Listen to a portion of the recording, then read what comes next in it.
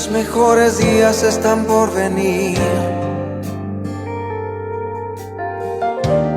Todo lo que Él te prometió vendrá. Su gloria postrera será mucho mayor que la primera, solo por su gracia y por su amor. Estos son los días que profetizó Joel. Sobre toda carne me derramaré. Jóvenes sedientos del amor de Dios, profetizando, y nuestros ancianos vuelven a soñar.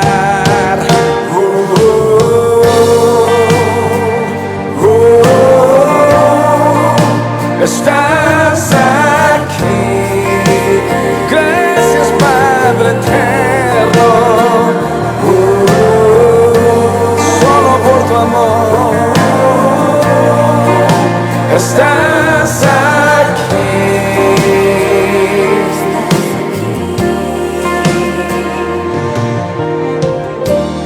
Estos son los días que profetizó Joel. Sobre toda carne me derramaré. Jóvenes sedientos del amor de Dios, profetizando, y nuestros ancianos vuelven a soñar.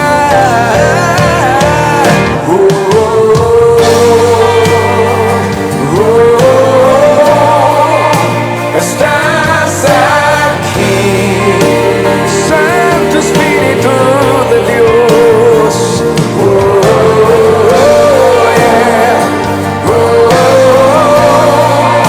Estás aquí, es un nuevo día, nueva generación. Estás aquí, gracias Padre bueno, Santo Espíritu de Dios. Gracias.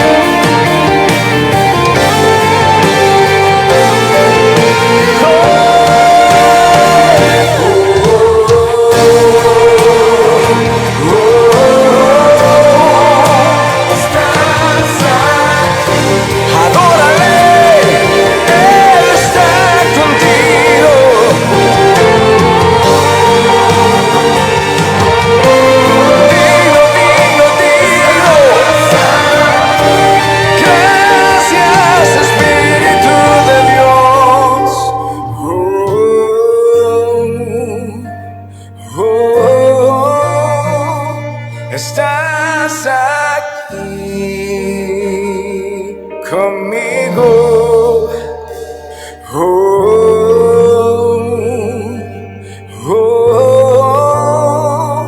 Estás aquí.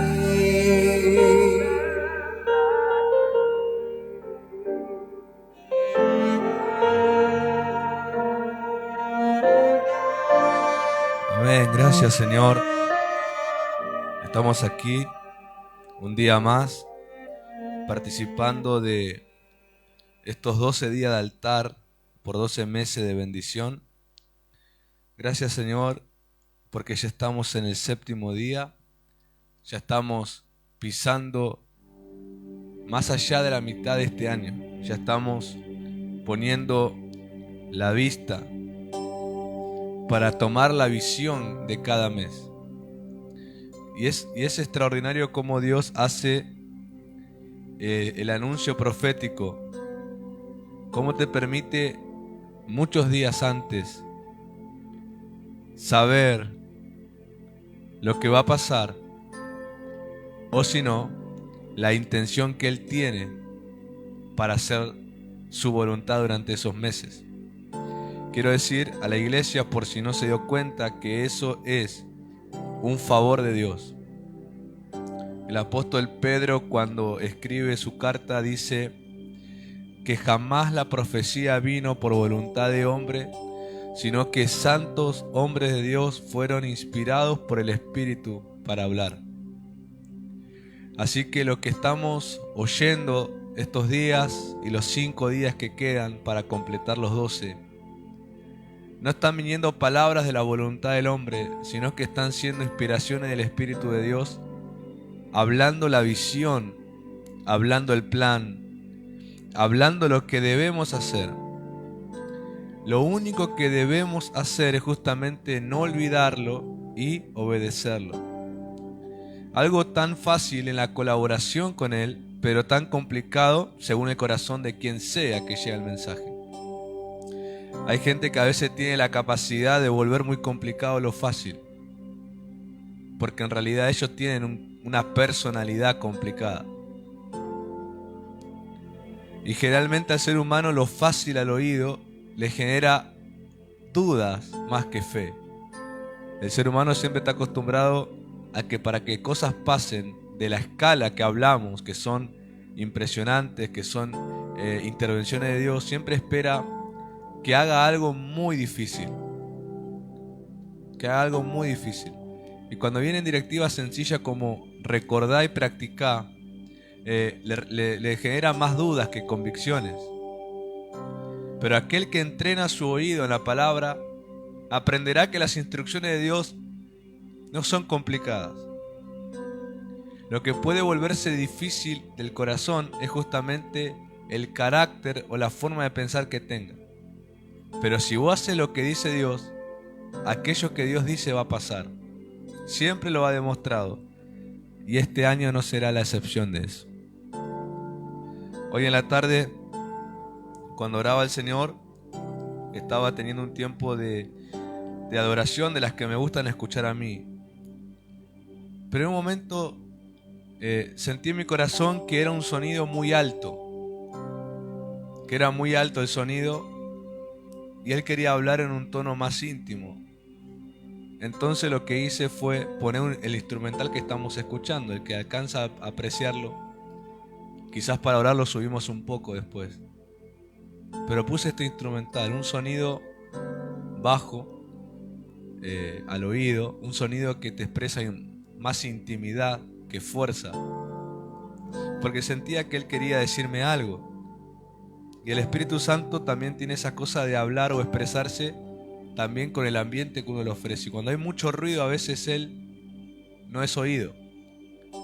Y aunque nos gusta a veces al humano lo ruidoso, lo explosivo, a mí me gustan esas adoraciones explosivas, me encantan para la intimidad, me gustan esas adoraciones que tienen batería, que tienen guitarra y que tienen esos sonidos. Pero hoy sentía que Él quería hablarme en un sonido más íntimo, más tranquilo. Y lo hice. Y mientras lo hice, Él empezó a ministrarme, preguntándole qué quería.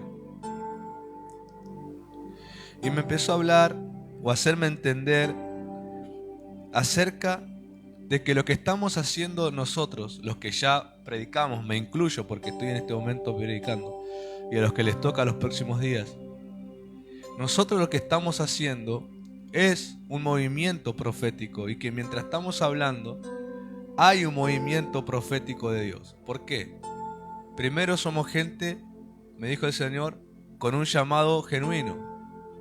Estamos portando un llamado verdadero. No nos puso el hombre. Fue Dios el que nos escogió y llamó para esta tarea que estamos haciendo. Punto 2. Estamos hablando mensajes de la voluntad de Él.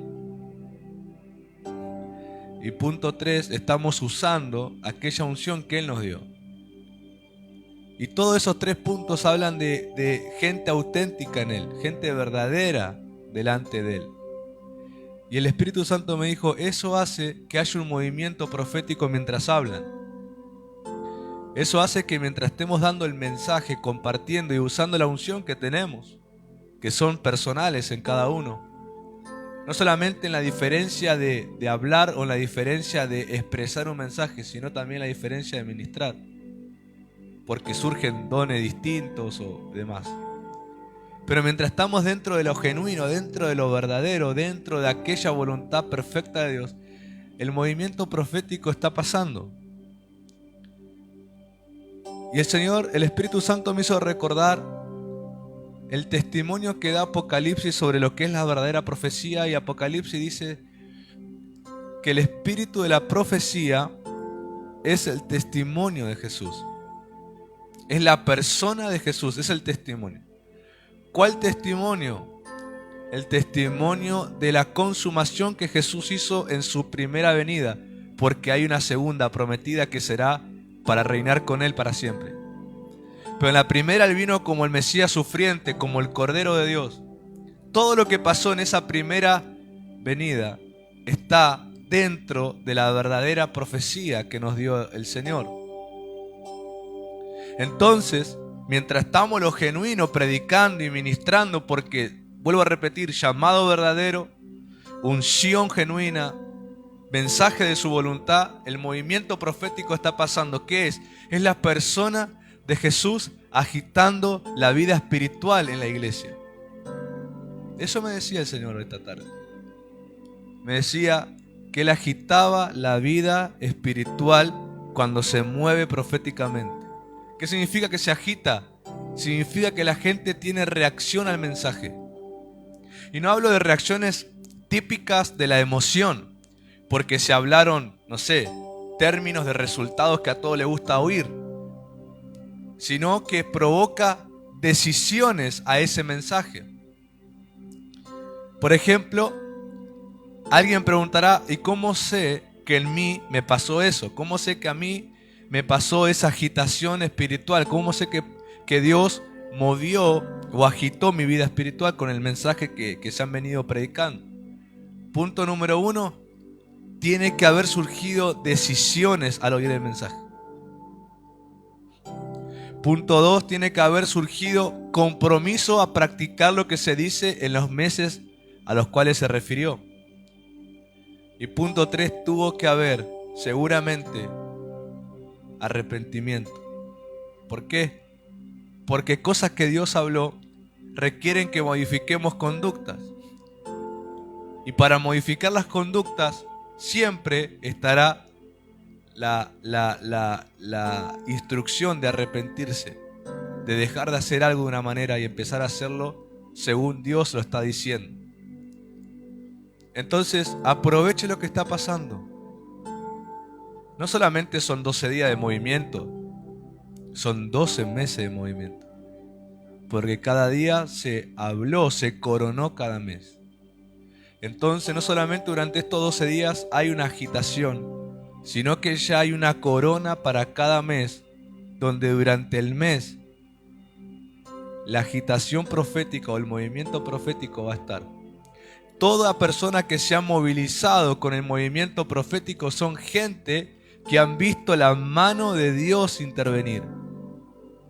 Esa fue o siempre ha sido la mano de Dios, un lenguaje de los profetas. Muchas veces cuando lees a los profetas, ves que la mano de Dios vino previamente sobre ellos antes de dar un mensaje o recibir una visión.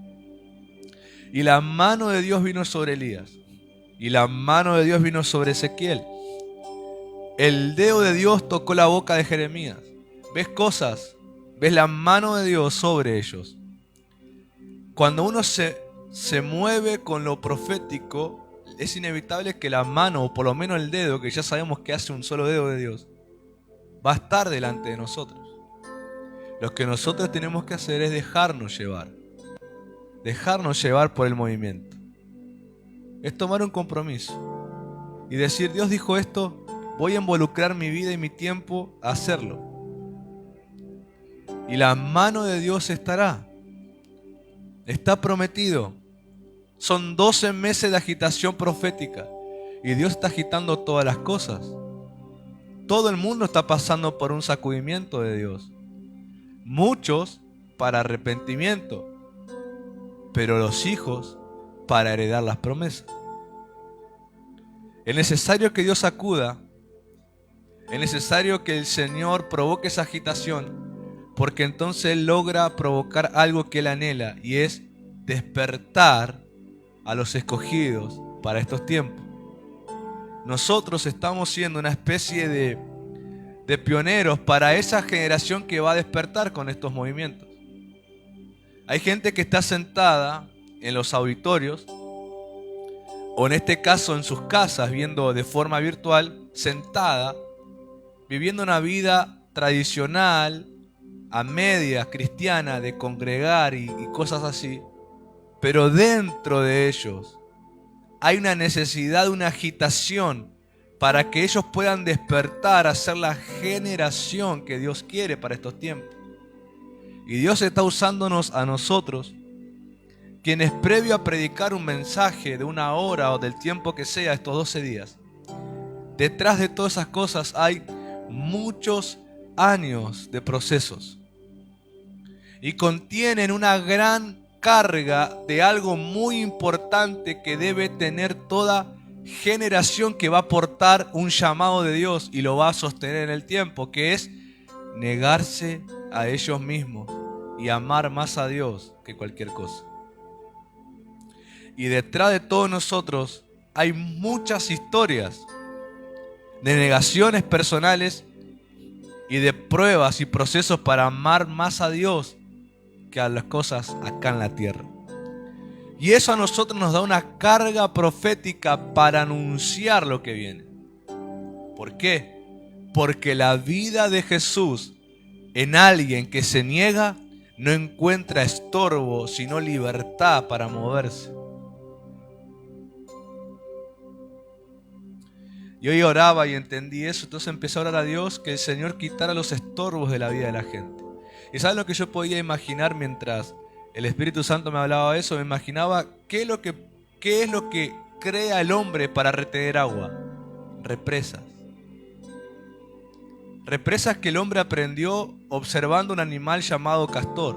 El castor, para lograr retener un flujo de agua donde ellos quieren hacer su hábitat, su hogar, ellos ponen una represa obviamente bien casera, ¿no? No se va a poner a levantar concreto el castor, pero ponen ramas y troncos grandes y demás, y crean una represa para que no pase el agua y ellos puedan tener ese lugar para ellos. El hombre, observando eso, se ingenió para crear las represas que contienen aguas, para que el agua quede ahí, controlada por el hombre. Y entendí que el Espíritu Santo, mientras estos 12 días y los 12 meses del año, esa agitación profética, viene con la intención de quitar tu control de lo que Él quiere hacer. Por eso, mientras predicamos y anunciamos el tema que sea, la carga profética está en ese mensaje. Hay un peso que en ese mensaje dice: debes negarte a vos mismo para hacer esto. Debes dejar el control que siempre acostumbraste a ejercer sobre las cosas. Quitar esos troncos, esas represas, para que los ríos de la vida de Jesús fluyan con libertad en tu vida. Y entonces conocerás lo que Jesús prometió. Esa abundancia de Él en alguien, logrando que hagan las cosas mayores que Él prometió que debemos hacer. Así que te digo, iglesia, aprovecha. Presta atención y no te desenfoques, no 12 días, los 12 meses del año. Porque nadie podrá terminar diciembre con la excusa de pensar o sugerir que no tuvo la oportunidad de quitar cualquier resistencia al movimiento de Dios en su vida. No podrá. Porque si yo llego a escuchar a alguien, yo lo voy a llamar y le voy a decir: no mientas, porque hubo 12 meses del año donde Dios estuvo agitando las aguas. Y me acuerdo cuando predica en el pasaje del paralítico del estanque, que él esperaba el movimiento del agua y que Jesús lo toca y lo sana después de muchos años de enfermedad. Siempre me acuerdo que a los que predican generalmente les sale decir casi lo mismo, que dicen: ahora el paralítico no tenía que esperar movimiento de agua de un ángel, sino que estaba el que tenía las aguas o el que las agitaba. Cuando Jesús habló de los ríos de vida en nosotros, Él habló de ríos que saltan. Y por ahí la gente por ahí no le da mucha atención a ríos que saltan o al término saltar en los ríos. Y saben que en la naturaleza, los ríos que saltan o los saltos generalmente son cataratas. O son ríos que tienen una gran fuerza de movimiento, llamados los rápidos. Por ejemplo, en el sur de Argentina, en la Patagonia, hay mucho de eso. Yo cuando viajé con el colegio a San Martín de los Andes, a una parte llamada Pichitraful, nos hicieron una excursión llamada Los 7 Saltos. Y cuando caminamos y llegamos, los 7 saltos eran 7 cascadas una encima de la otra. Eran 7 cascadas encimadas una sobre la otra, y obviamente hacían que debajo corriera un gran río con mucha fuerza.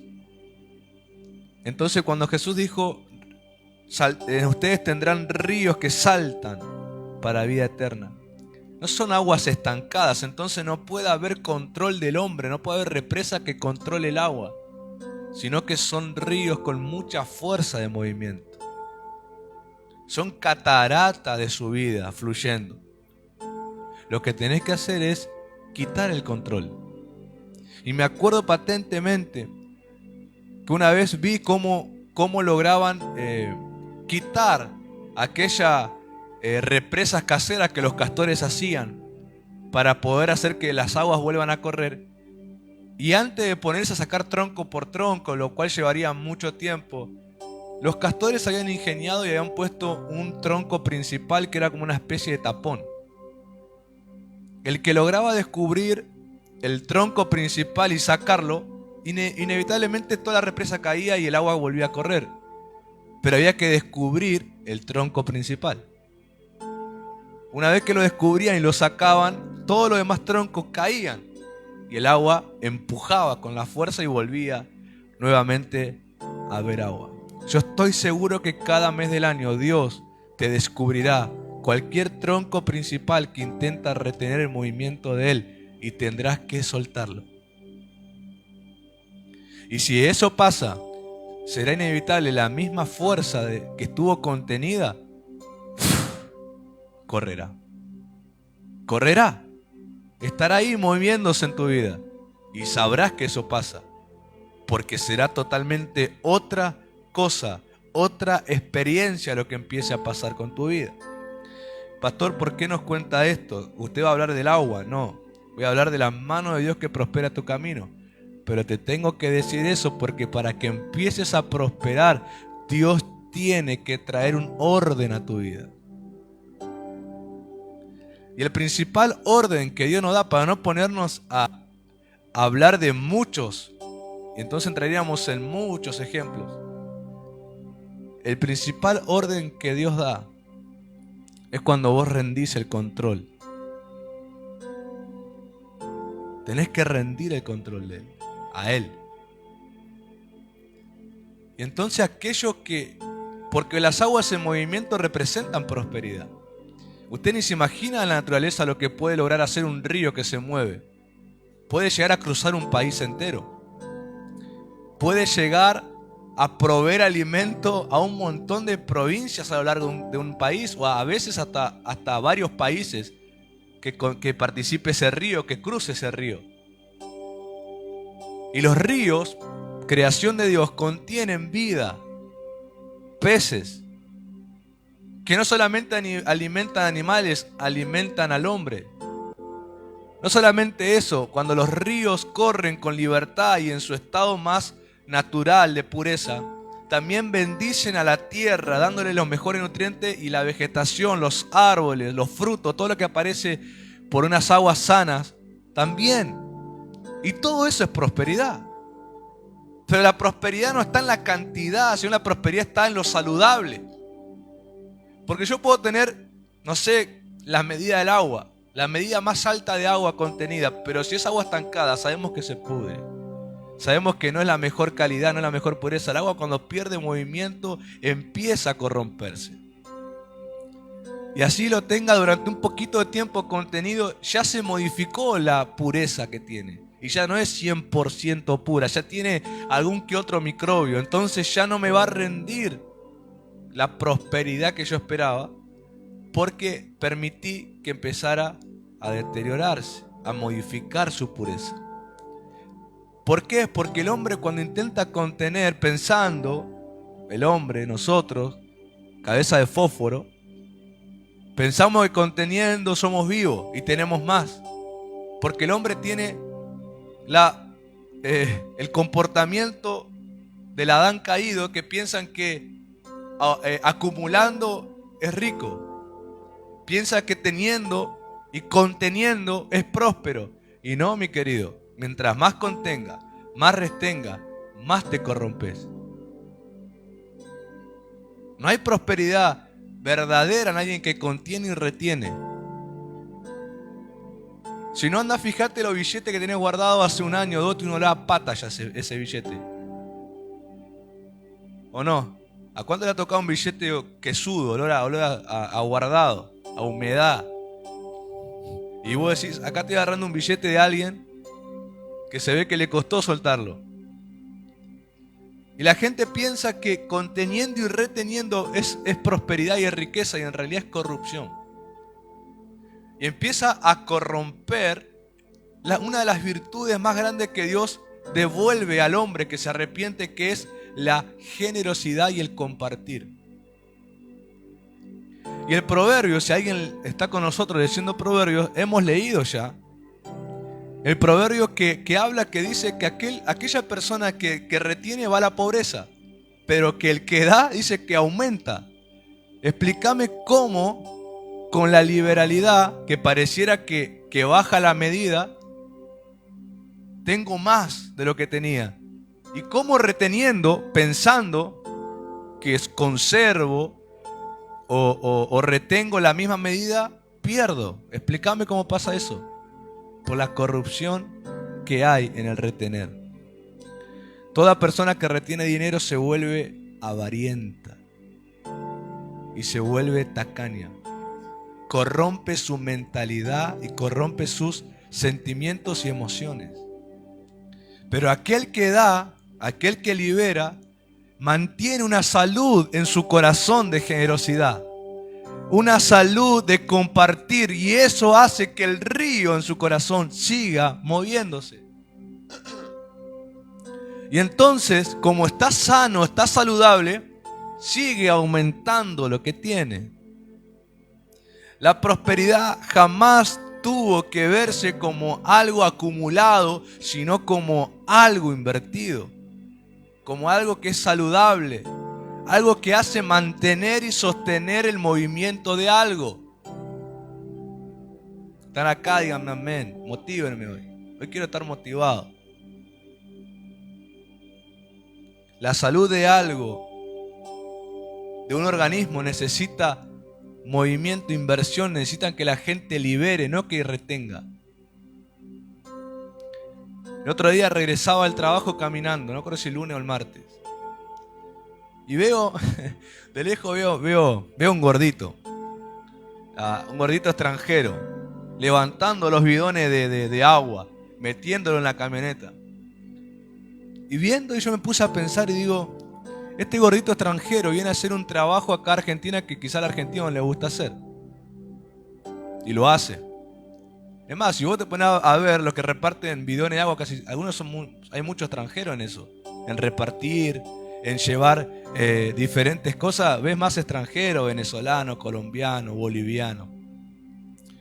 Al argentino solamente lo ves comprando, pero no lo ves participando de esas cosas. Pero yo dije, mirá, esta persona vino a hacer este trabajo, y este trabajo, aunque parece tan inferior, parece tan poca cosa, está haciendo que funcione una parte del día a día de una familia. Porque al bidón de agua vamos todos, o a poner agua para el mate, o para el té, o para el café, o para tomar agua fría, o para lo que sea, dar agua al perro, lo que sea. Pero el bidón con agua te genera ¿qué? un movimiento de tu día a día en tu casa. No digo todo, pero un movimiento te da. Te permite hacer cosas. Porque si no tuvieras el bidón, tendrías que ir a cargar agua y hacer otras cosas, y algunos dirían no tengo ganas y no harían lo que tienen que hacer. Pero que está el bidón repartido por ese extranjero que hace ese trabajo que parece menor, hacen que en cualquier casa esa parte funcione. Y así, si empezamos a ver todos los círculos de la vida, los trabajadores del trabajo más inferior al trabajo más importante y más destacado, porque hay alguien haciéndolo con liberalidad, las cosas funcionan. Y todo tiene una salud en eso, y todo tiene su funcionamiento en eso. Entonces ahí yo cuestioné y dije, acá hay ladrones, dije yo. Dice, ¿usted cómo saltó del bidón de agua al ladrón? Porque dije, en Argentina yo veo gente que trabaja. Veo gente que hace sus funciones. Y hace que las demás empresas también tengan sus movimientos. Entonces, ¿por qué falta plata? Entonces, ¿por qué hay pobreza? Entonces, ¿por qué hay vagancia en algunas generaciones? Si yo veo que hay movimiento. Entonces ahí entendí. El contener y el retener lo que tendría que liberarse. Trae corrupción al alma. Yo le digo, todo aquel que tiene la capacidad de tener dinero en su mano, jamás optes por retener, liberá, porque entonces aumentarás tu medida. Dios hará que siga funcionando tu producción cuando te ve un corazón sano. A veces pasa que las empresas empiezan humildemente como toda empresa. A veces el que la fundó es el mismo que la trabaja, después consigue uno y así, bueno, va creciendo. Pero el tema está cuando empiezan a tener mucho dinero. Ya les cuesta liberar como lo hacían antes cuando era uno o dos. Y vos generalmente a esa gente le ves algo. Bancarrota. Y vos decís, no se entiende, decís vos. Diga conmigo, no se entiende. ¿Cómo aquel que en apariencia es un pez gordo, un pez grande, y este que un cornalito? Este cornalito tiene salud en su funcionamiento. Trabaja, vende, da de comer a los empleados, le da el sueldo. Hay generosidad. Y aquel que tiene 1000 veces más está en bancarrota. El que retiene se corrompe y pierde lo que tiene. Por eso, para que Dios prospere la vida de alguien, tiene que enseñarle a negarse a sí mismo.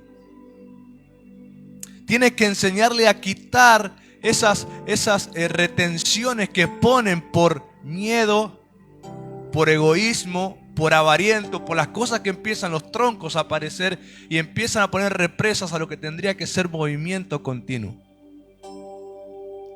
Por eso hay iglesias donde hay miseria espiritual. ¿Por qué hay miseria espiritual en la iglesia? ¿Por qué uso ese término? Es el término que le dijo el Señor a la iglesia de la Odisea, miserables. ¿Por qué hay miseria en una iglesia a nivel espiritual? ¿Qué es la miseria espiritual? No hay sanidades, no hay dones del Espíritu que se muevan con libertad, no hay unción presente fresca, hay mensajes repetidos y aburridos, hay una música vieja, hay una música que está gastada, no se renueva. ¿Por qué la gente está aburrida? Viene a la iglesia con cara de sufrimiento. ¿Qué pasa? Que no está el gozo del Señor presente en el corazón de la gente. ¿Por qué una iglesia se puede volver miserable? Porque empiezan a retener la riqueza espiritual que tendrían que liberar. Todo el que retiene, el proverbio dijo, va a la pobreza, va a la miseria. Pero el que da con generosidad, esa persona siempre prospera. Cuando vos oís testimonio de ministros que hoy están parados en en cruzada de milagro y sanidad, ¿no? Y vos ves miles de gente. Y vos ves que ellos solamente dicen una palabra y te traen como 1000 o 2000 personas sanadas. Y vos decís, qué fácil que parece eso. Mira, ni transpiró y se sanaron 1000 personas. ¿Por qué? A esa persona le pasa. Y yo oro a uno solo y le grito y me transpiro y me quedo difónico y lo dejé sordo, además de dolor de cabeza. No pasa por el esfuerzo. Pasa porque esa persona tiene una gran cantidad de liberalidad dada en su vida. Entonces, cuanto más liberal o das con liberalidad, más autoridad Dios te genera para hacer las cosas. Y cuanto más das con liberalidad, más rápido y más fácil aumentan las cosas. Porque hay una salud que hace posible toda esa gran cantidad de resultados. Esa gente que hoy sana con una palabra, vos lo escuchás y te cuenta que empezaron con uno solo, con 2, con 3, pero yendo a liberar lo que Dios les dio. Claro, después de 20 años, Dios le permite estar delante de muchas multitudes y sanarse en cuestión de minutos. Pero hay una gran cantidad, hay una carga profética de negaciones. Hay una carga profética de soltar el control a la voluntad de Dios. Y eso te genera prosperidad en el ministerio. Cuando vos ves a alguien que parece tan fácil lo que hace, no te pongas a competir porque vas a quedar muy chiquito al lado de esa persona. Sino que preguntás por qué y ese te va a responder, tengo mucha negación detrás mío. Y no retuve lo que Dios me dio. Cuando vos ves desde ese principio, vos ves en la Biblia, ves que la gente que recibió de Dios algo y lo compartió, prosperaron. Aumentaron la pequeña medida con la que iniciaron, porque lo compartieron. Pero el que retuvo fue a la miseria, a la pobreza y perdió la medida. Parábola de los talentos. Pero el que comparte, el que da con liberalidad, es alguien saludable que Dios le permite que tenga más de lo que empezó. Quiero que leamos libro de Esdras, capítulo 7, verso 6. ¿Cómo pasó el tiempo ya? En la versión El Mensaje dice así: ese es Esdras. Llegó de Babilonia, un erudito, escuche, con mucha práctica en la revelación de Moisés que el Dios de Israel le había dado. ¿Quién era Esdras? Un erudito. Ese erudito significa un estudioso de la palabra, pero que a la vez tenía mucha práctica. ¿Cuánta? Mucha práctica. ¿En qué? En lo que estudió. Está muy bien estudiar, pero el que no practica es igual de miserable. Pero aquel que estudia y a la vez practica es próspero espiritualmente, contiene una gran riqueza espiritual en su vida. Y este Esdras dice que era un erudito, un estudioso con mucha práctica en la revelación de Moisés que el Dios de Israel había dado. ¿Y qué pasó con este Esdras? Dice, como la mano de Dios estaba sobre Esdras, el rey le dio todo lo que le pidió. La mano no vino sobre Esdras para prosperar el camino. ¿Cuál fue la prosperidad del camino de Esdras? Los permisos del rey, la provisión del rey, el acceso para que él pueda llegar a Jerusalén y comenzar la reedificación de Jerusalén y el templo junto con su contemporáneo Nehemías. Ambos recibieron esa clase de favor. Pero mirá este Esdras, un estudioso con mucha práctica en lo que él estudiaba de la ley. A ese Dios escoge para que sea un contemporáneo junto a Nehemías de reedificar Jerusalén y el templo. Cuando este Esdras se entera él recibe el favor del rey para todo lo que tenía que hacer. Cuando uno leyó el libro de Esdras, vio que hasta el rey dispuso con sus príncipes de sus tesoros darle lo que necesitaran para construir. Créame que eso hace falta la bendición de Dios para que pase eso. Pero este Esdras no aparece de la nada. No es uno que rompió el cascarón y apareció de la nada siendo milagrosamente favorecido. Este tenía, previamente a este acontecimiento de provisión y prosperidad en su camino, mucha práctica. Mucha práctica en lo que él estudió de la palabra. Y Nehemías fue, de alguna manera, el que más se encargó de la parte estructural de la reconstrucción. Él se dedicó a administrar la parte de la reedificación del templo y también de la ciudad. Pero Esdras fue el que trajo prosperidad espiritual al pueblo, porque fue el estudioso que empezó a enseñar la ley a esa generación que volvía. Y cuando vos lees el libro de Esdras, ¿sabes cómo lo llaman? A los que regresaban, a los del cautiverio.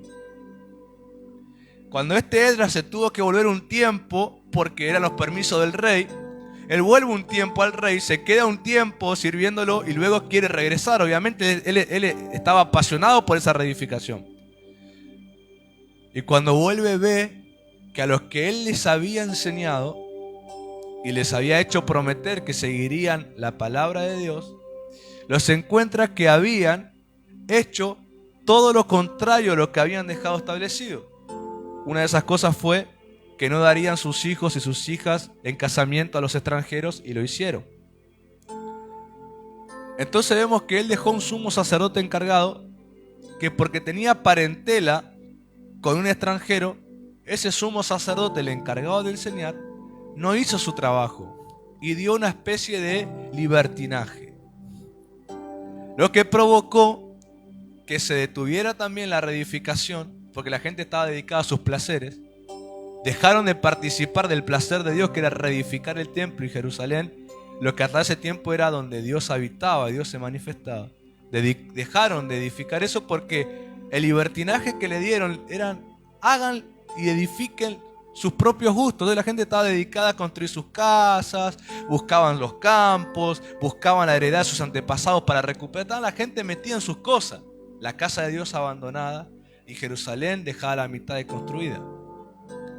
Pero ¿cómo empezó esa miserable imagen que Esdras se encuentra de un templo? Todos sabemos que cualquier edificación a la mitad es una imagen miserable, ¿verdad? Es como que vos ves que le falta reboque, ves que le falta también una ventana, una puerta que no pusieron, y vos decís: qué feo, esto no se ve lindo. Esdras llega y ve una miserable imagen de edificación. Pero esa miserable imagen fue causante porque dejaron la práctica del mensaje. Entonces inevitablemente pasó algo. Se encendió la pasión por sus propios deleites. Y mientras la gente construía e invertía tiempo en sus casas, me imagino que querían hacerla a sus gustos, a sus placeres, a su comodidad. Buscaban los terrenos, las mejores tierras para poder plantar. Buscaban hacer sus negocios para tener dinero y seguir construyendo. Y todas esas cosas que son deseos personales hicieron que la gente dejara el deseo de Dios, que era construir el templo. Y Esdras se enoja muchísimo cuando llega y ve eso. Y reprende al sumo sacerdote. Saca patada literalmente al cuñado, al yerno del sumo sacerdote, que era un extranjero y que además era uno que se había opuesto a Nehemías mientras reedificaba. Y los vuelve a traer otra vez a la ley de Dios. La vuelve a abrir, la vuelve a enseñar y los vuelve a hacer un pacto con la ley. Este era Esdras.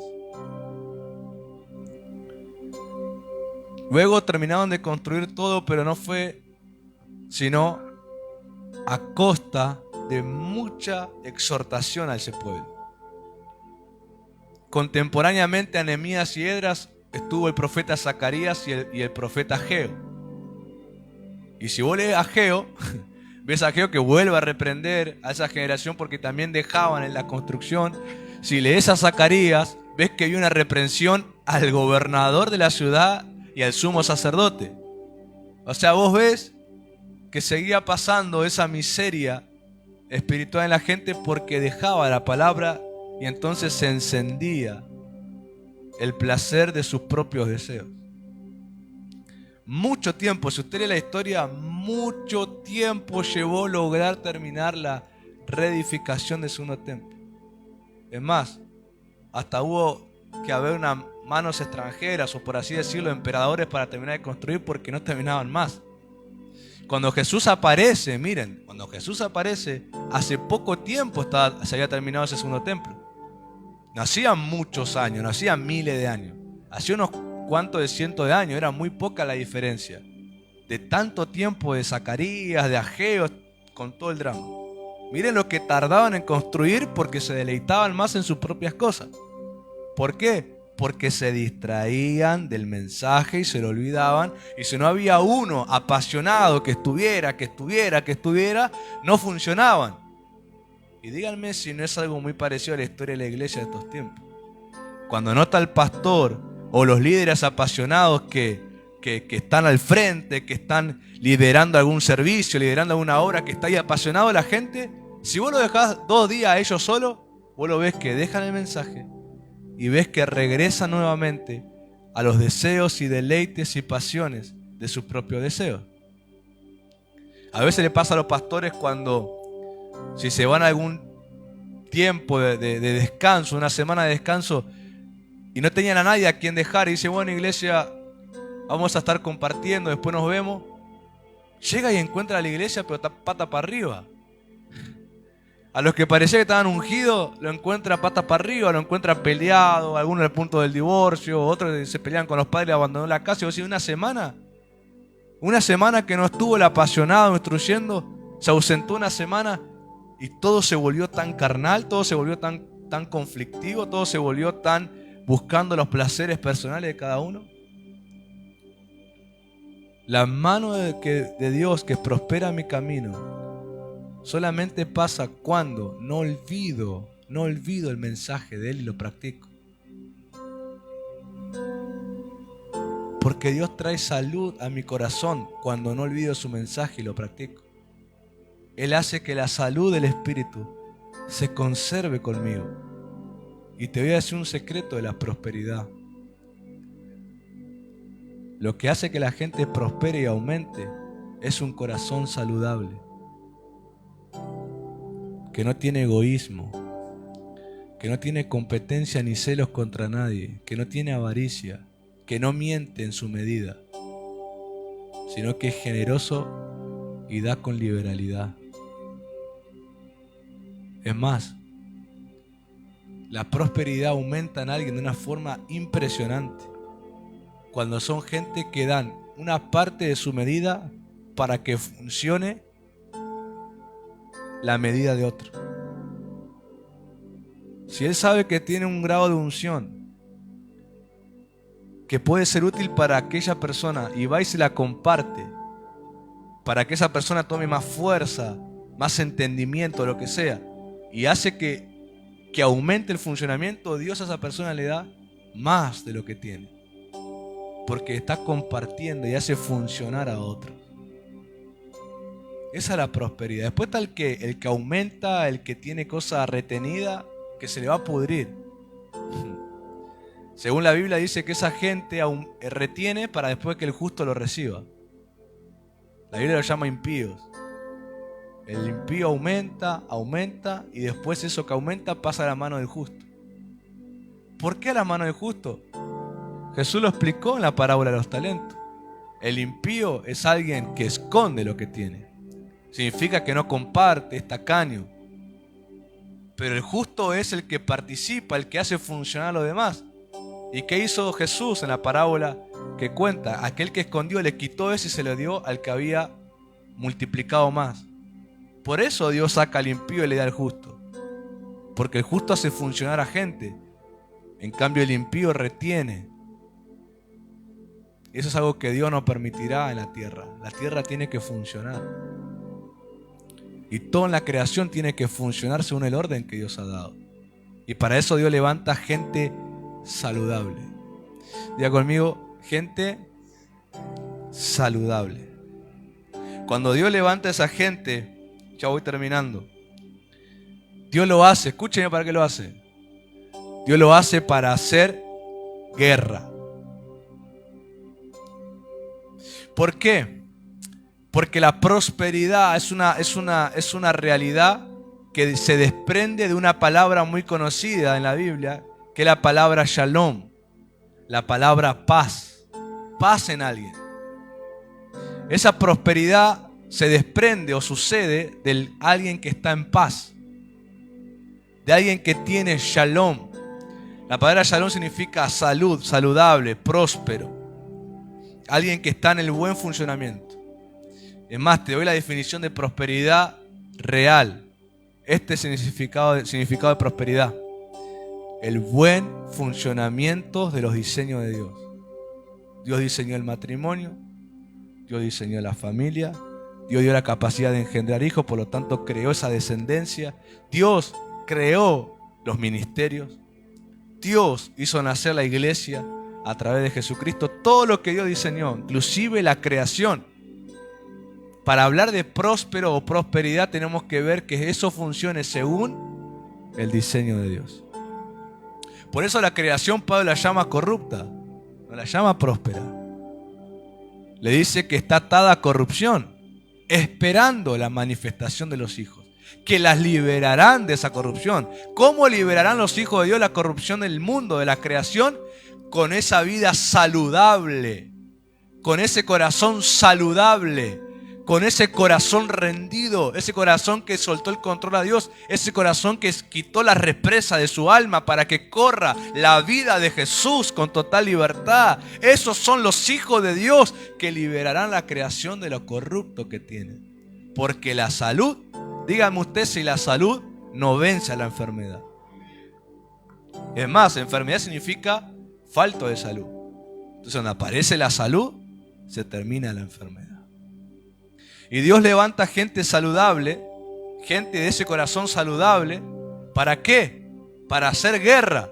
Y esto me decía Dios, la paz no vendrá sin antes un tiempo de guerra. Porque la paz siempre es la condición que queda porque hay alguien que salió vencedor, hay alguien que se hizo más fuerte sobre el otro. Y entonces la paz aparece. ¿Por qué? Porque el que está vencido o el que ya está sobrepasado y reconoce que no puede hacerle frente, termina soltando, termina cediendo, termina rindiéndose y la paz se concreta.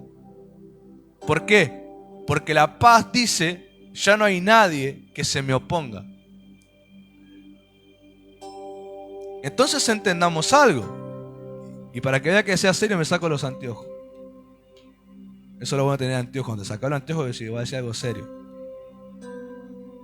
Cuando Jesús dijo que tendríamos paz, también nos está diciendo, al caminar en mi paz, en mi shalom, no habrá quien pueda resistirte. No habrá quien se te va a oponer. ¿Por qué? Porque el shalom, que es la palabra que Jesús usó, que tengas de mí, va a decir que hay salud en tu corazón. Y yo dije algo a los fariseos. ¿Te recordás, Pedro, lo que le dije a los fariseos? Y Pedro, ¿y cuál de todo? Y un montón de cosas le dijiste. La que yo le dije, que la suciedad no venía de manos que no se lavaban, que lo inmundo venía del corazón del hombre. Pero si tu corazón tiene shalom, tu corazón está saludable, ¿qué va a poder hacerte guerra si tu corazón está libre de esas cosas? ¿Ustedes no se dan cuenta que la estrategia de Satanás siempre son cosas débiles en nosotros? Siempre, Satanás siempre nos estudia la debilidad del corazón. Y cuando él ve que hay algo que todavía no está sano, porque Satanás también se da cuenta en el lenguaje de la persona, cuando todavía hay soberbia, cuando todavía hay arrogancia, cuando todavía hay desobediencia, rebeldía, se da cuenta en las palabras, en los gestos, en las muecas de la gente, o también en la desobediencia, en que no hacen lo que dicen, amén, lo voy a hacer. Él estudia la debilidad y entonces de ahí le hace guerra. ¿Por qué le hace guerra ahí? Porque sabe que no tienen la fuerza para enfrentarlo, porque es algo que tienen debilidad. Pero si yo me arrepiento Y digo, Señor, esta es mi debilidad y lo confieso. Hoy escribí algo en Facebook y puse: el arte del ofrecimiento hace que mi corazón se desligue de lo temporal y se ligue a lo eterno de Dios. Y esas cosas, el ofrecimiento también, la confesión de pecado y la confesión de debilidades. Yo le dije al Señor hoy: Señor, yo tengo poca paciencia. Digo, yo tengo una debilidad, tengo poca paciencia, de cosas que me sacan de las casillas, le dije, Señor. Pero yo te pido, hacete fuerte en mi debilidad. Hacete fuerte en mi debilidad. Entonces, ¿sabes lo que pasa? Satanás no va a poder encender la lengua de nadie para provocarme a mí una explosión de la poca paciencia cuando yo la tengo bajo la mano de Dios en tratamiento. ¿Pero por qué? Porque la confesé, no la justifiqué, no la escondí. No dije, bueno, pero exploté porque... No, Señor, soy falto de paciencia con la gente. Hay cosas que me sacan de las casillas. Pero Señor, hacete fuerte en mi debilidad. Entonces Satanás ya no va a poder encender la lengua de nadie para provocarme esa explosión. Porque antes yo era débil y me hacía la guerra ahí. Pero cuando yo busco un corazón, un shalom de Jesús, que nace de un corazón que se rindió a Él y le confesó debilidades, el Señor te dice: no te podrán resistir ni oponerte porque tenés salud ahora. Por eso el Señor levanta hombres y mujeres saludables para hacer guerra, para que venga la paz, en donde una generación entera podrán hacer guerra porque estarán sanos en sus corazones. Pero claro, nos toca a nosotros pasar por el proceso para luego tener carga profética, que es pasar por eso, negarnos, confesar, arrepentirnos, dejar que Dios se haga fuerte en nuestra debilidad, para entonces levantar una generación libre y saludable. Porque créanme que esa carga profética, el mensaje, conmoverá el corazón de mucha gente. Y Dios levanta gente saludable para hacer guerra a donde vos fuiste sano. Así que prepárate para hacer guerra a la arrogancia. Prepárate para hacer guerra al orgullo. Hacer guerra a la tacañería. Hacer guerra a la miseria, a la pobreza, lo que sea. Donde ahora el Señor te ha dado salud, podés entonces hacer guerra.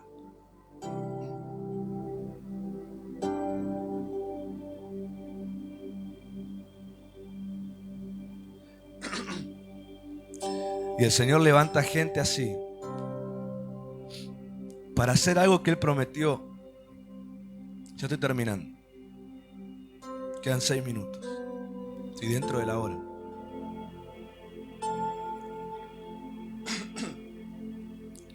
Cuando el capítulo 28 de Deuteronomio, tengo más versículos, pero no lo voy a tocar hoy porque ya el tiempo se me va. Lo voy a ministrar cuando llegue julio. Pero capítulo 28 de Deuteronomio, sabemos muy bien que hasta el verso 14, hay una exaltación a la obediencia y muchos beneficios. Pero hay uno que me llama mucho la atención, porque para el mes de julio, o por lo menos lo entendí después que era para el mes de julio, el Señor me había dado una frase que era: la mano de Dios abrirá los cielos. Y cuando vos lees Deuteronomio 28, hay una parte donde el Señor dice que Él abrirá su buen tesoro, y dice que ese buen tesoro es el cielo. Él abrirá su buen tesoro, el cielo. ¿A quién? Al que ha oído la instrucción y la ha puesto en práctica. Un Esdras. Uno con mucha práctica en la palabra. Dios le abrirá los cielos. Ahora, dice que ese es el tesoro. Entonces a mí me genera una pregunta. Un tesoro es un contenedor que tiene riquezas. Entonces se me surgió a mí preguntar quién es ese tesoro y cuáles son las riquezas. Entonces el apóstol Pablo le destaca a los filipenses con una oración, Y una frase de esa oración es lo que te voy a decir ahora. Pero los filipenses habían participado en la necesidad ministerial de Pablo. Pablo necesitaba recursos para moverse. Otra vez vamos a lo mismo, movimiento. Él necesitaba funcionar en su ministerio y tenía que moverse, viajar. Él tenía un ministerio apostólico de movimiento misionero. Él viajaba a los lugares. Necesitaba recursos, no lo llevaba una nube voladora Pablo. Y los filipenses se enteran y mandan una ofrenda para que él pueda viajar. Y Pablo los bendice por eso. Para que él pueda seguir funcionando, viajando, fue por la ofrenda de los filipenses en ese momento. Y una de las cosas que Pablo dice, porque Pablo era un hombre con mucha práctica ¿en qué? En el mensaje de Cristo. Entonces él tenía cielos abiertos.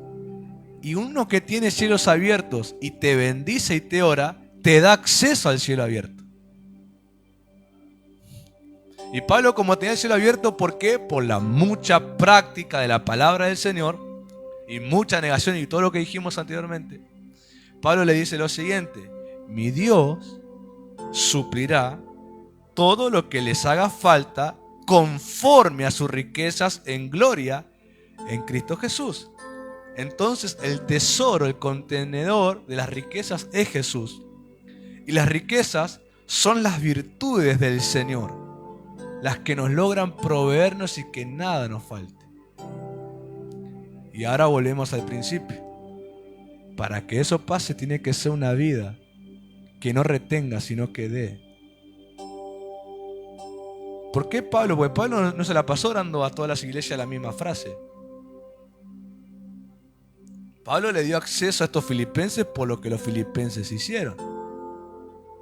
Decí conmigo: Dios me dará acceso a cosas escondidas cuando yo participe en el funcionamiento de los ungidos. Y uno de los funcionamientos, ¿sabes cuál es? Que ellos puedan hacer la obra. Y a veces se necesita, o muchas veces, dinero. ¿Para qué? Viajes ministeriales.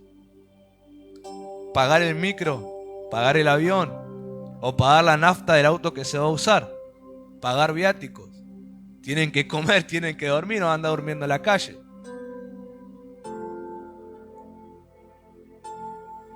Cuando participo del funcionamiento de los ungidos, Dios me dará acceso a cosas escondidas.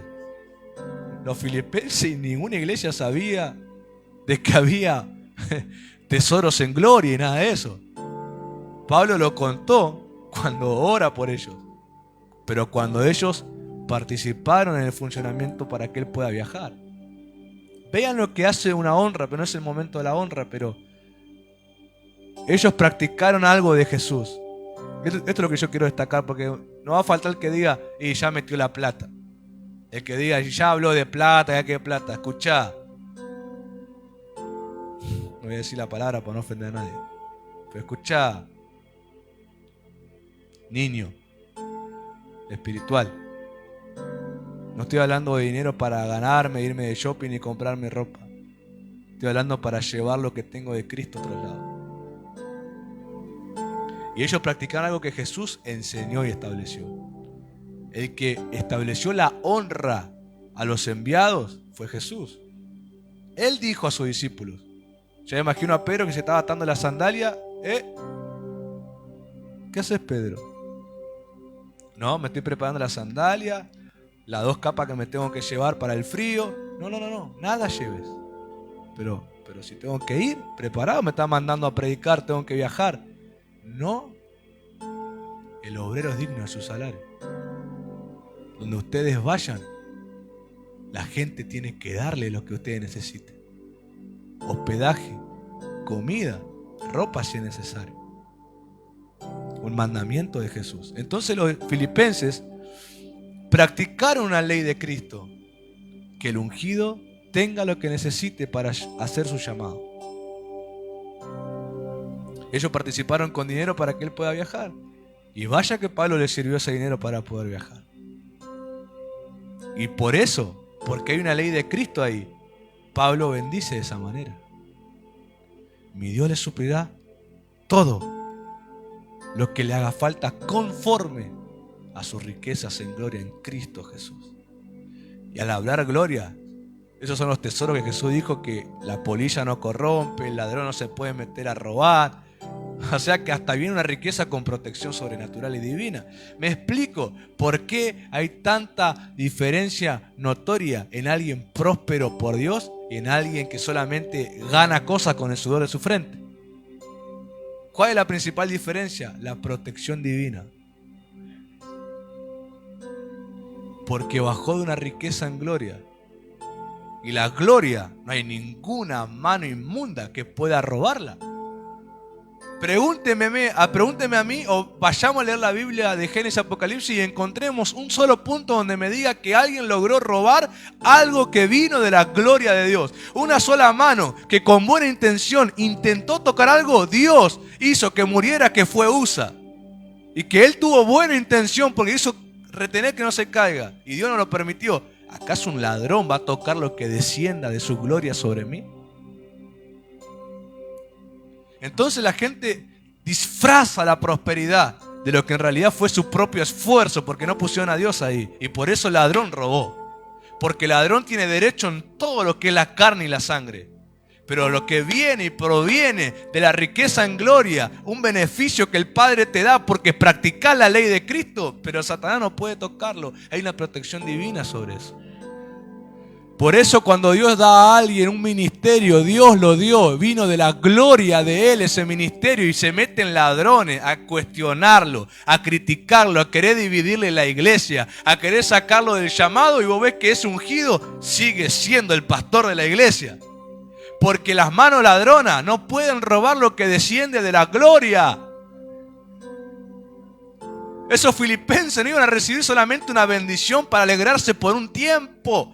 Iban a recibir un acceso que el ladrón no se los podía quitar porque ellos practicaron la ley de Cristo y por eso fueron prósperos, porque en esa participación mostraron un corazón saludable, no tenían egoísmo. Y aparte dijeron, mi padre espiritual necesita viajar y yo estoy teniendo, ¿cómo no voy a darle?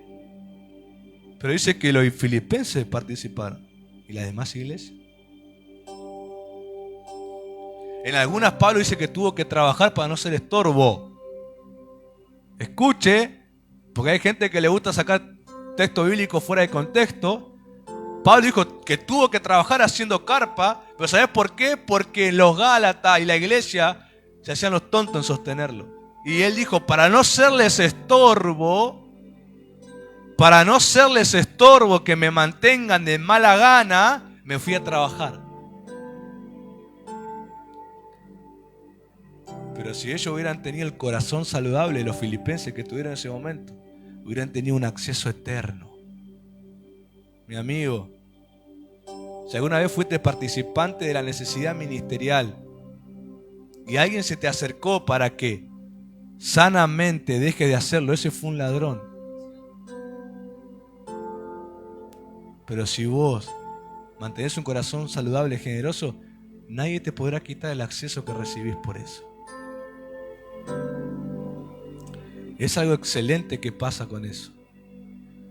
Por eso la mano de Dios no prospera el camino de cualquiera, prospera el camino del que practica la ley de Cristo. La mano que prospera el camino, la mano que prospera mi camino, no es para cualquiera, es para el que practica la ley de Cristo.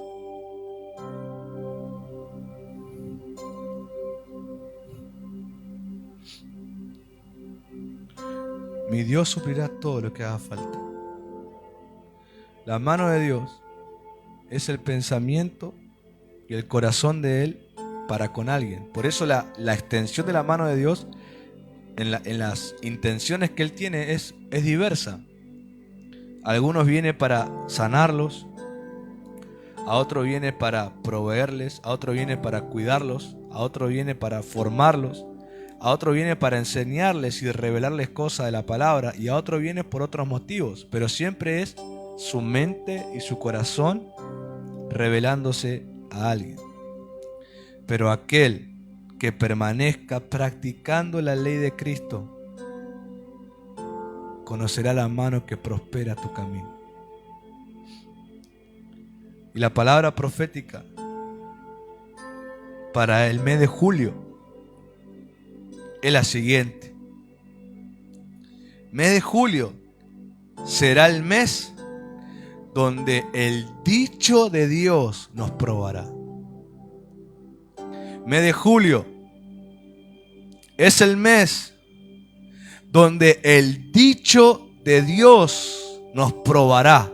Vendrá una prueba del dicho de Dios sobre nuestros corazones, buscando ¿qué? La salud que te hablé. Salmo 105, verso 17 al 22 es lo que la base bíblica de esta palabra profética. Salmo 105, verso 17 al 22 dice: envió un varón delante de ellos, a José. José significa el que trae aumento. José significa el que trae aumento. Envió un varón delante de ellos. Yo te dije que Dios, para traer salud, primeramente manda a hacer guerra con gente saludable. José fue un hombre que Dios lo envió para hacer guerra en Egipto y preparar todo. Envió delante de ellos a un varón, a José. Envió un varón delante de ellos, a José, que fue vendido por siervo. Afligieron sus pies con grillos. En cárcel fue puesta su persona. ¿Hasta cuándo? Hasta la hora que se cumplió su palabra. El dicho de Jehová le probó. Envió el rey y le soltó, el señor de los pueblos, y le dejó ir libre. Lo puso por señor de su casa y por gobernador de todas sus posesiones, para que reprimiera a sus grandes como él quisiese y a sus ancianos enseñara sabiduría. A todo este sufrimiento a José le pasa, dice, hasta la hora en que se cumplió la palabra. El dicho del Señor lo probó durante por lo menos 13 años, porque se calcula que 17 tenía José cuando fue vendido y a los 30 fue posicionado como gobernador. Durante 13 años de una constante injusticia sobre él. Ya hemos tenido una cadena de los mantos de José. Hemos hablado de las pruebas de José. 13 años. Hasta la hora en que se cumplió. El dicho de Jehová lo probó. Pero ¿cuál fue la hora de cumplimiento? ¿El posicionamiento de gobernador? No. Era parte, pero no era el cumplimiento total. ¿Sabes cuándo fue la parte, la hora del cumplimiento donde el dicho de Dios lo probó y se terminó toda esa formación de 13 años? Cuando José se da a conocer a sus hermanos. Y dice que llora de una manera tan fuerte que lo escuchaba hasta el palacio de Faraón. Y le contaron, ¿por qué llora José así? Porque sus hermanos están con él. Pero ¿cuál fue el momento, la hora, el dicho de Jehová lo probó? ¿No fue solamente la cárcel? ¿No fue la venta de siervo por sus hermanos? ¿No fue solamente cuando lo acusan injustamente de la mujer de Potifar y es enviado a la cárcel? ¿No es cuando se olvidan de él y mucho tiempo después se acuerda el copero? No es solamente cuando es posicionado gobernador, es el momento donde él se encuentra con los que le provocaban angustias. Sus hermanos, sus 11 hermanos. 10 le provocaban angustia, el menor Benjamín nada tuvo que ver. Los 10 que le provocaban angustia a él. Los que iniciaban ese calvario de 13 años, vendiéndolo. Y dice que José los perdonó. Ellos, dice que cuando lo vieron tan poderoso y tan posicionado, se espantaron al saber que era José el que ellos intentaron asesinar y lo vendieron. Dijeron, este nos mata, este se venga. Pero ellos se encontraron con un José con un corazón sano. Un corazón saludable. Y esa paz que él tenía en el corazón hizo que no puedan encontrarse en él un deseo de venganza, lo cual hubiera sido su ruina de 13 años. Cuando él los perdona y les dice, ustedes intentaban hacerme mal, pero el Señor lo hizo para el bien, para preservación del alma, dijo, para que los pueda salvar a todos ustedes, porque son mis hermanos. van a gustar del favor que yo tengo como gobernador. Y el Señor me dijo lo siguiente: el mes de julio, la prueba del dicho de Dios será donde Él te probará con el perdón. El Señor te va a probar con que perdones a los que te han provocado angustia, a los que te iniciaron en muchos procesos de sufrimiento, de cambios, de transformación. Claramente resultaron para bien después, pero al principio te amargó el alma. Al principio te decepcionó el mal pago, la traición, lo que sea. Después entendiste que era para bien. Dios sacó buenas cosas después.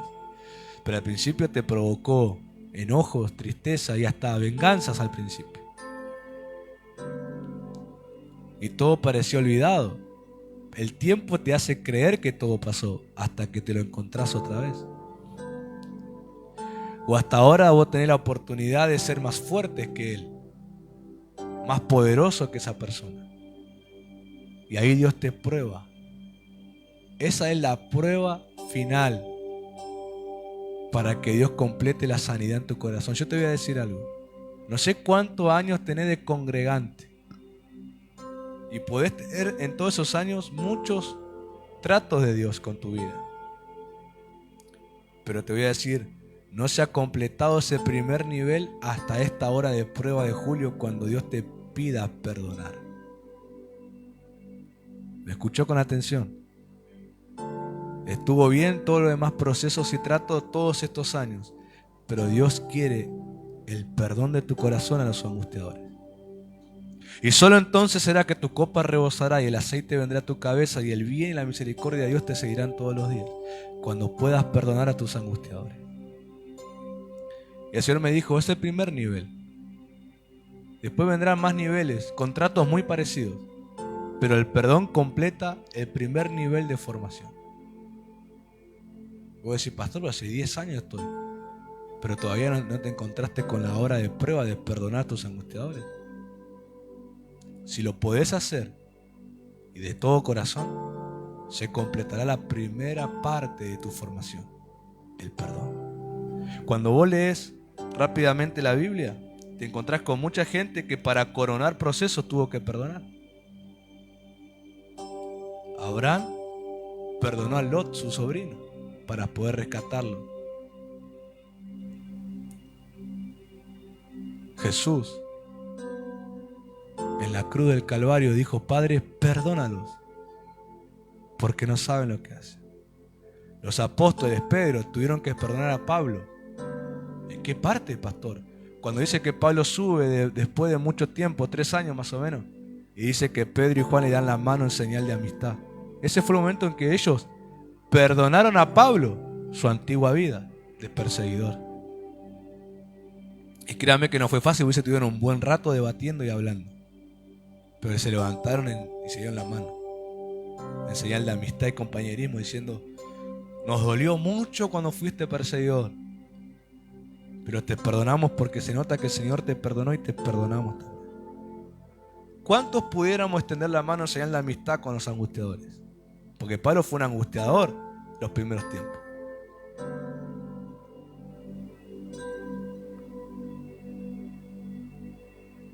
Y ves, Moisés tuvo que perdonar a un pueblo entero y también a sus hermanos más cercanos, a Aarón y a Miriam, cuando lo criticaron por un matrimonio. Él los perdonó. Y cuando vos después te pones a leer qué pasó después de esos perdones, vos ves cómo la presencia y la unción de Dios aumentó en esas vidas. Claramente después vinieron otras pruebas. Va a venir la prueba de la santidad, va a venir la prueba de la obediencia, va a venir la prueba de la ofrenda, va a venir la prueba de la renuncia, pero todo tendrá su tiempo. Pero este primer nivel se termina con el perdón, cuando podés dar perdón de verdad. Y julio puede ser el mes, si así lo seguís, si así te pasa, puede ser el mes donde el dicho de Dios te prueba y salís aprobado, donde Dios te posiciona al llamado que tiene con vos y te da la unción que te prometió tanto. Yo tengo sueños donde me he visto ministrar de una manera, digo, Señor, ¿Con quién me encontraré en julio para perdonarlo? ¿Con quién me encontraré? ¿A quién tendré que servir en julio que me provocó tristeza? Que ya me estás anticipando, te voy a probar con el perdón. Pero si pasa como a José, el que aumenta, el que trae aumento, el Señor me dará la recompensa de un corazón saludable, prosperidad. Todo funcionará según el orden de Él. Padre, en el nombre de Jesucristo, tu amado Hijo y mi fiel Salvador, yo quiero orar anticipadamente por julio, Señor, el mes de julio. Y quiero decir, Señor, en esta hora traemos la debilidad a aquel que le cuesta perdonar. Este es tu momento, hermano. Si te cuesta perdonar, este es tu momento de decir, Señor, yo te rindo esta debilidad. A mí me cuesta perdonar a la gente. Y me cuesta pedir perdón. Este es tu momento. Fortalécete en eso desde ahora. Dile, Señor, te rindo esta debilidad que tengo. Trae salud a mi corazón para ser una persona que perdona y que pide perdón.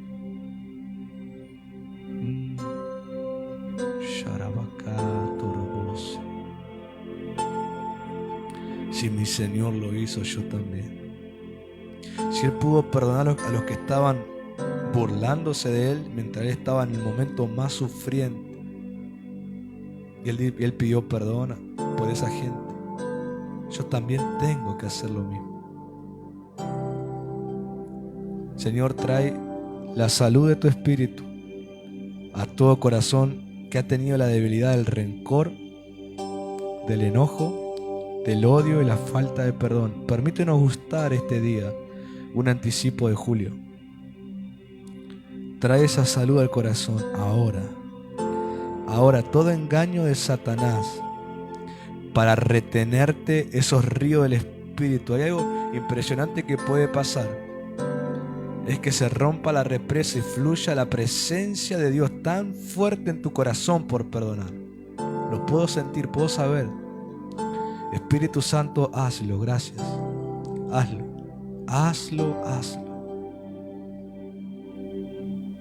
Por un minuto,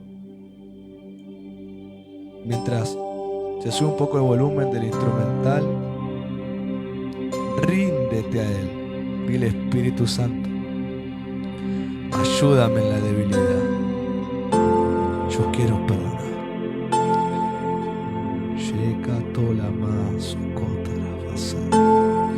Desliga tu corazón de lo temporal y lígalo a lo eterno de Dios. Esas riquezas en gloria que nadie podrá robar.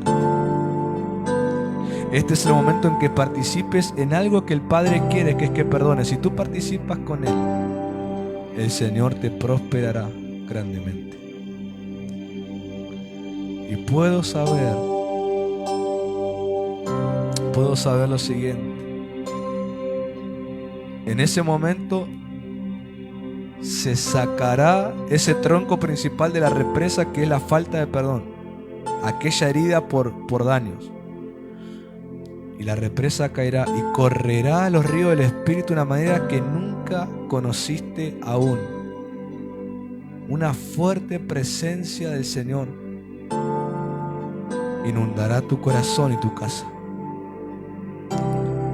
Ahora, Señor, corre con los ríos de tu presencia y tu amor ágape, tu amor inagotable, la pureza de tu amor. Ahora queme, Señor, toda atadura con cosas temporales de la angustia, y el fuego de tu amor purifique ese corazón de todo dolor y toda angustia, y ese corazón quede blanco como la lana. Ese corazón quede blanco como la lana. Este es el momento en que Dios quiebra el corazón de piedra y hace un corazón de carne para habitar su espíritu.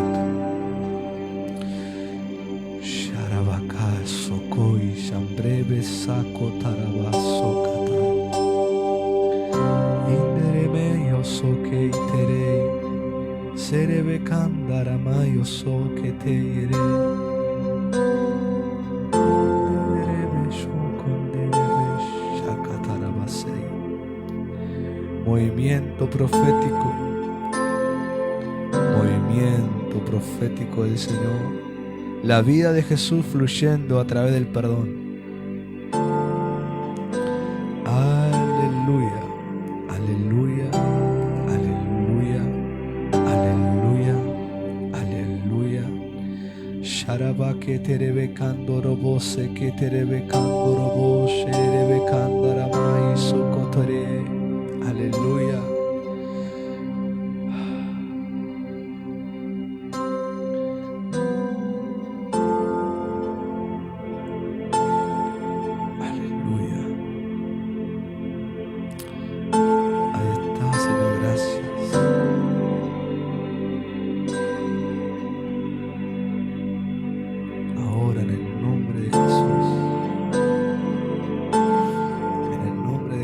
Esa corriente del agua del Espíritu, esa catarata del río del Espíritu fluye con fuerza. El perdón fluye con fuerza. Fluye con fuerza. Aleluya. Te bendigo, Padre, en el nombre de Jesús. La unción. Hay una unción. La puedo sentir.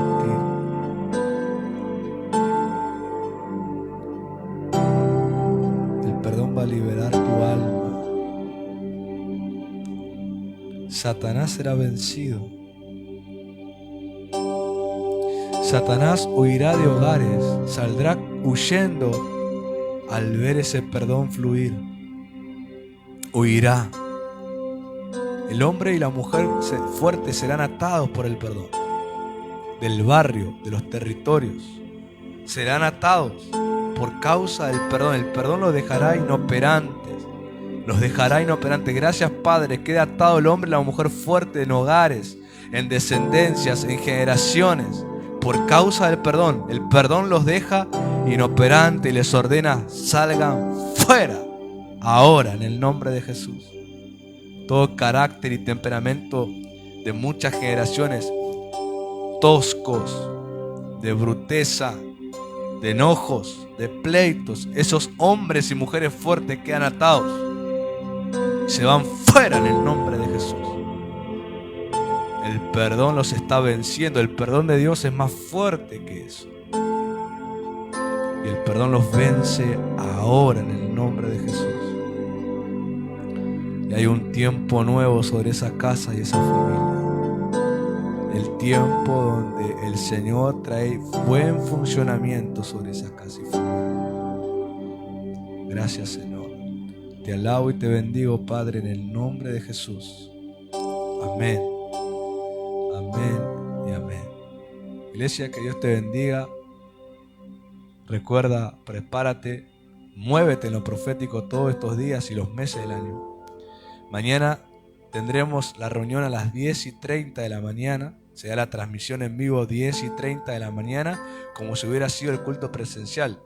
Hubiera sido 10:30 la prédica, así que 10:30 será la transmisión de mañana. Conéctese temprano, estemos todos juntos. Ya hay 10:30 de la mañana para la palabra para el mes de agosto. La mano de Dios, mañana sabremos qué tipo de mano. Dios te bendiga. Nos despedimos alabando el nombre del Señor y nos vemos hasta la próxima. Bendiciones. Cambiaré mi tristeza, cambiaré mi vergüenza, los entregaré por el gozo de Dios. Cambiaré mi dolor y mi enfermedad, los entregaré por el gozo de Dios. Sí, Señor, sí, sí, Señor, sí, Señor, sí, sí, Señor, sí, Señor, sí, sí, Señor, amén.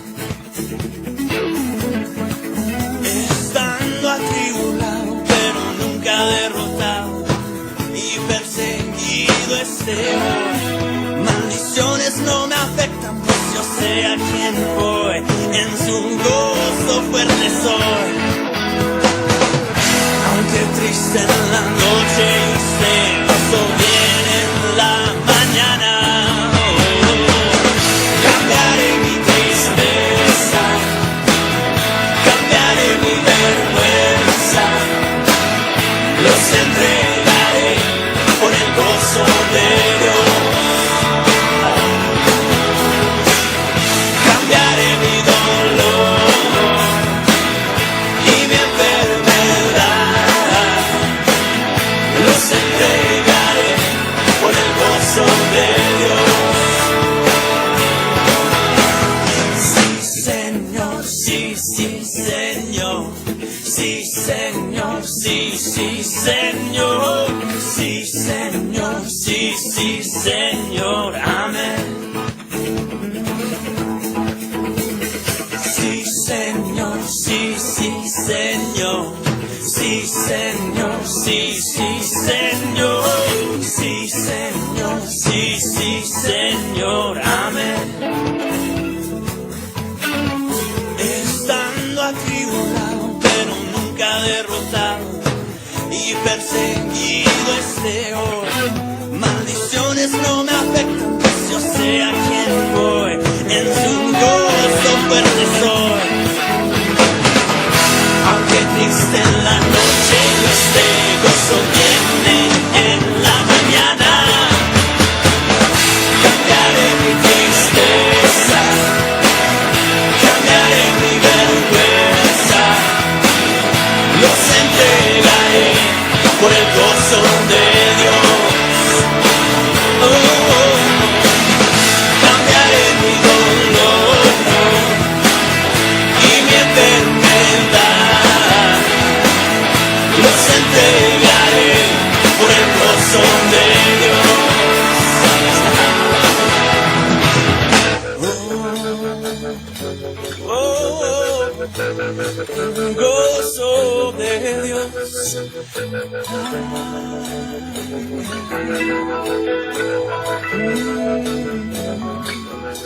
La la la la la. La la la la la. La la la la la la la la la, yeah. La la la la la la la la la la. La la la la la la la la la la. La la la la la la la la la la, yeah.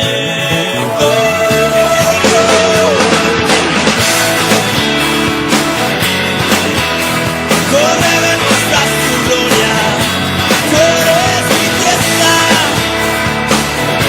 pone mi nueva canción. Cambiaré mi tristeza, cambiaré mi vergüenza, los entregaré por el gozo